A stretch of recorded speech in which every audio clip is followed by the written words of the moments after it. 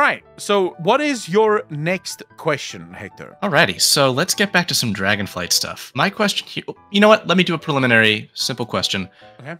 And yes, I'm looking for a simple answer. What do you make of Tyr, Keeper Tyr? In a word, untrusting. Untrusting, not Yeah. untrustworthy. Interesting. Untrusting. I don't think he trusted anyone. So I don't think we can trust a single word of anything he said, because it's almost guaranteed whatever he said would have been said with a healthy amount of distrust, insofar as, can I trust them with the truth? The fact is, he didn't trust the Protodrakes enough to let them fight. It wasn't until after he was mortally wounded that the Protodrakes were able to take down Galakrond. In fact, if he mind-controlled the Protodrakes so that they would fight only on his command, and they lost against Galakrond, with him being, you know, the guy that wanted to kill Galakrond ultimately. I would say untrusting is probably the word that I would use for him. That's fantastic. Okay, so this, and that I think in large part answers the question, which is what the question is on the intent of Tyr, as alluded to by his secret vault. Now, this is, I'm describing the vault shown in the two-part questline associated with the Dragon Scale Expedition Renown. And within, we have two chambers of information, one on the aspects and one on the proto-dragons. And untrusting, I do think, largely answers that so far as my main thought here is, why has he chosen to keep this information from the aspects? Like, why is this cloistered away? It could be the fact that he didn't trust them with it, but it could be more than that, right? Because it could also just be how they were made. Because it's clear that none of the Titan aspects trust us, right? None of them trust us. They don't believe that we're supposed to know about the Zeroth realms. They don't believe that we're supposed to know about the Black Empire and what may have happened beforehand. They want to control everything we know. But I also wonder if there wasn't something bigger that went on that we are not privy to. Because I don't even think the original creation of the Protodrakes may be as canonical as we may think it is. I would not be surprised if there was some mindfuckery that took place, because from what I can gather at the moment, at least, the aspects seem to be as flabbergasted by the hatred of the Primalists towards them as we are. We don't know why the Primal Incarnates hate the Dragon aspects, and specifically the Dragon aspects because of the Titan interference, so much. It doesn't make sense. Because all the Titans really did, from our perspective, is they made the 5 Protodrakes that killed Galakrond. They made them the protectors of Azeroth. How is that a bad thing? Because surely Razageth and Iridikron and all of those weren't serving Galakrond. They wouldn't have, because Galakrond, at least the stories that we know of him, he ate everything, including his own followers, even after he killed them and returned them to life. Now, Razageth and Iridikron, they're very much alive, so they're not undead Protodrakes, which means they probably never even had a run-in with Galakrond, and if they had, they would have been part of the Protodrakes that we've learned of that were so afraid that they were hiding from Galakrond. So it seems more like the Titans genuinely did give the aspects a gift.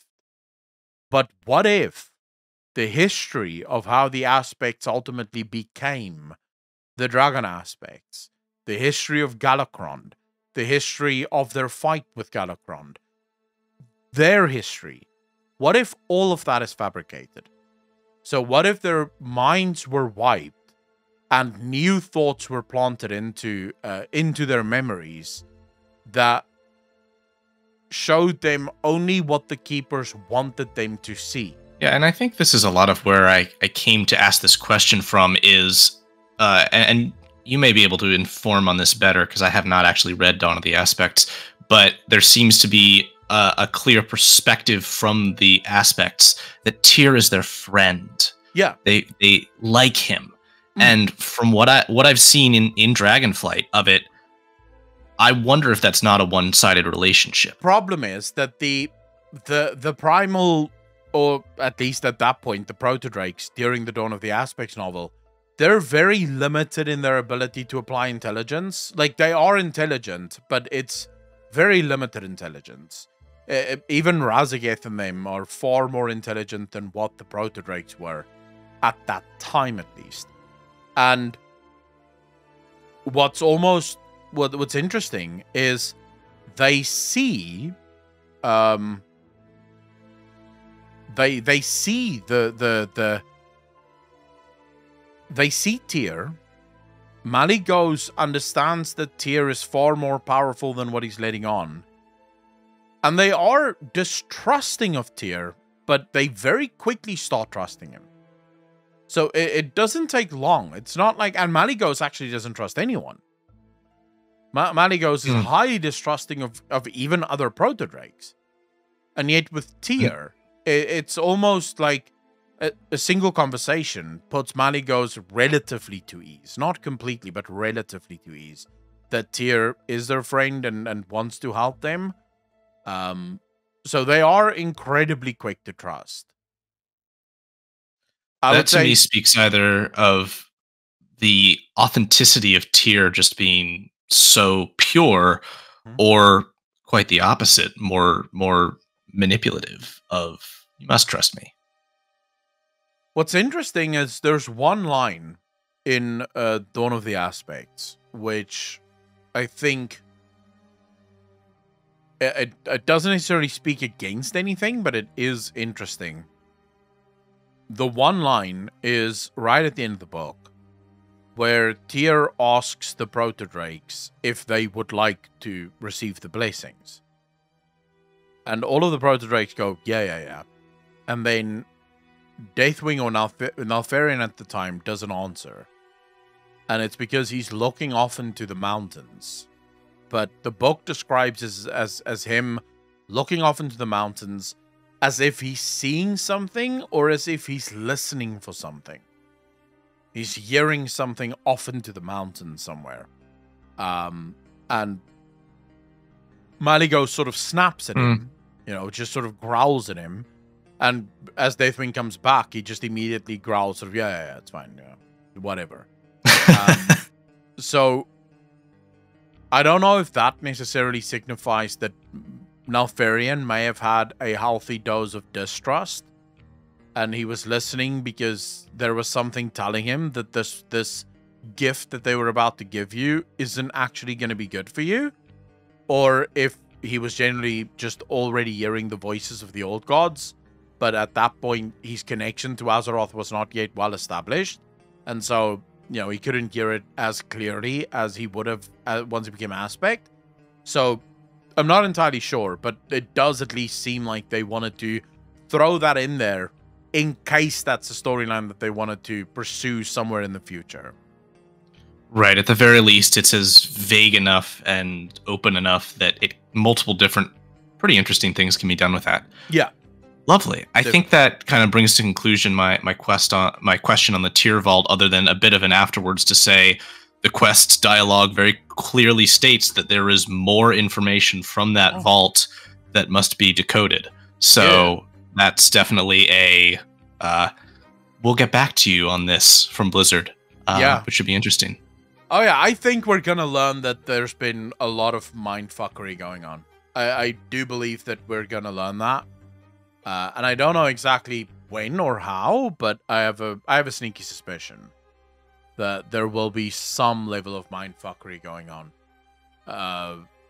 Don't know exactly what was removed or what was placed there that maybe doesn't make sense.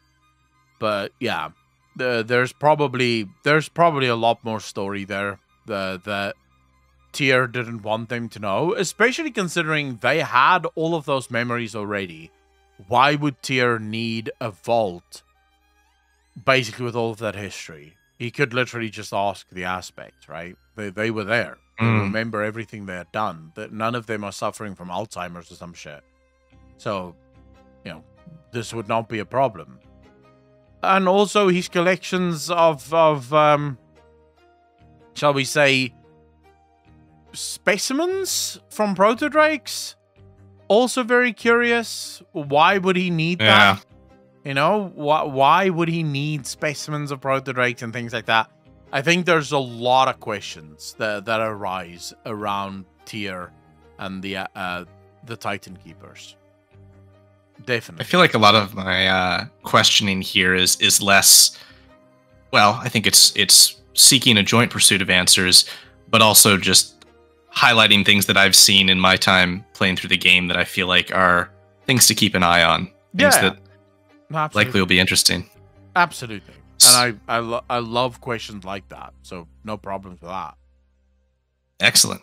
Well, how should we continue? I have other stuff, or if we'd like to get on to other questions from other people, I'm happy to step out. I think we do have to get on to other people, because I think there's currently 3 more people that need to ask questions, and we're, I think, just going to be able to get through those 3 people. So awesome. Then let's get to them. But can I give you a quick, silly question on an outro? Yeah, sure, of course. This is what I call a degen question. Okay. And it is, would you rather Razageth or Viranoth?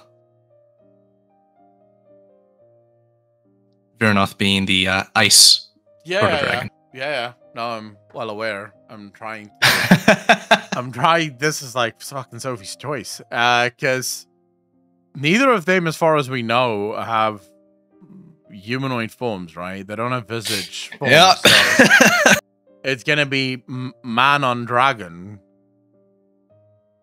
Oh, no.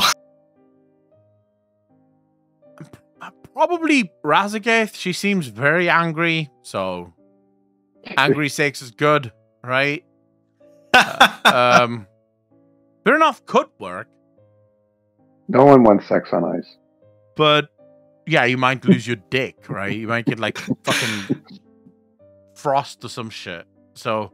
I mean, I think you might either way. It might actually be a question of which way would you rather go. Yeah. Like, do you want to lose your dick to frostbite or to, being burnt by lightning?